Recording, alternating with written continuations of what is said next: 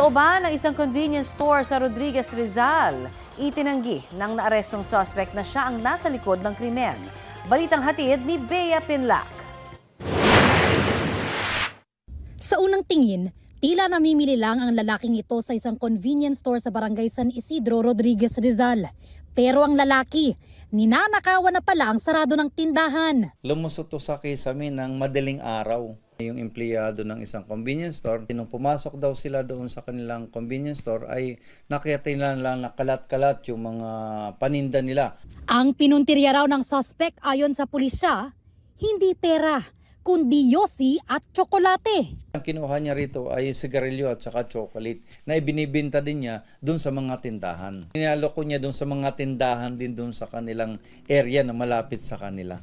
Mahigit 5,000 piso ang halaga ng mga ninakaw ng suspect.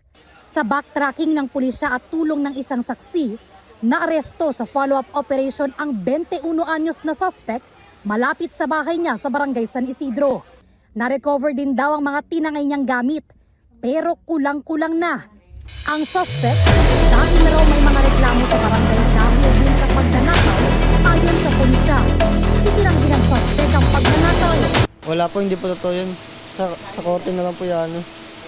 Sa korte na lang po ako magsasalita. Wala po nakuha sa akin. Reklamong robbery ang isinampa laban sa suspect na nakakulong sa custodial facility ng Rodriguez Municipal Police Station. Bea Pinlac, nagbabalita para sa GMA Integrated News.